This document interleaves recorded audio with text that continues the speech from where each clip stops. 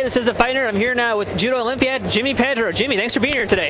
My pleasure. Thanks for coming out to the MMA Expo in New York. All right, so tell us, now you're here with zebra mats, right? So tell us a little about these mats themselves. What makes these mats different from other companies? Well, first and foremost, Zebra has the safest and longest lasting mat system available. I mean, the purpose for a mat is to protect your students.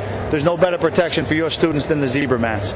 As far as longevity, you're looking at about a 15-plus year life expectancy from a Zebra mat system, whereas competition you typically will last anywhere from 2 to 3 years for a puzzle mat system and maybe 3 to 5 years for a rollout mat system. All right, now let's talk some judo, because that's what we're here for, of course. I want to ask you now, the Olympic rules in judo, just in general, competitive judo, the rules are becoming more and more rigid and structured. I mean, now we've just lost the ability to do double leg takedowns. What do you think about all these constant rule changes? Is this helping the sport or hindering it? Well, I mean, judo has a very scientific approach to a rule change. Unlike most martial arts organizations, judo's pretty structured worldwide. There's one set of rules and that's it. And statistically, the folks that run the sport of judo, they look at statistics. Who's winning? How are they winning? What techniques are being scored the most? What's going to make our sport more exciting? As soon as they see penalties dominating decisions in the sport, they change the rules to try to get away from penalties and rules dictating winners and more athletes and techniques. So, you know, this weekend going on in Paris, they've got the Junior World Championships. It's a test to decide whether or not to continue to allow double leg takedowns and to allow techniques like kataguruma. We'll see. It'll be a statistics-based decision.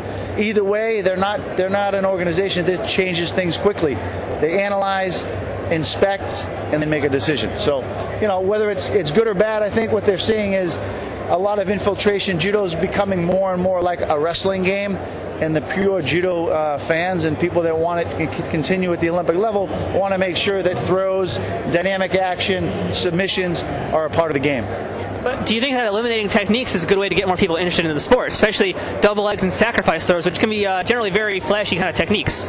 Well, the difference is that worldwide, judo is not a small sport. Judo's thriving throughout the world.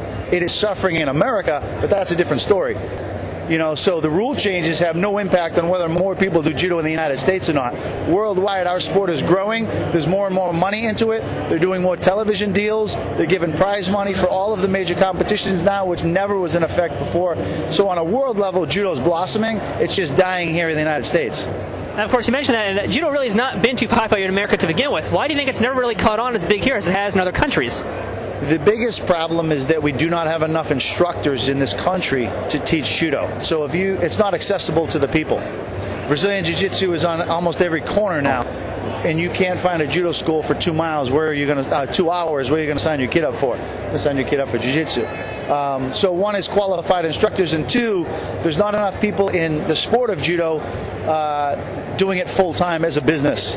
Most of the judo folks, and especially the older instructors, they're not in it to make money, and they don't believe that you should make money from running a school. I actually have a very successful school back in Boston. I have over 200 athletes training full-time doing judo. I do it as a living. It's professional. The dojo's full, and we're making money from doing it. If there were more schools like mine out there that ran it for profit, then judo would be blossoming, and we'd have a good, thriving organization. But if it's hobby, after work, you know, haphazard, no curriculum, people don't stay. Okay, now, of course, we are here in New York City, and mixed martial arts is still not legal here in New York, so tell us why you think that mixed martial arts should be legal in New York State. Well, I think it's inevitable. Mixed martial arts is here to stay. I thought at maybe one point in its infancy, if somebody happened to die in the ring, that they would put a kibosh on it and stop it, but you know, right now it's here to stay. It's growing worldwide. It's exploding, and just because it's not legalized in a state doesn't mean that it's not going to be existent.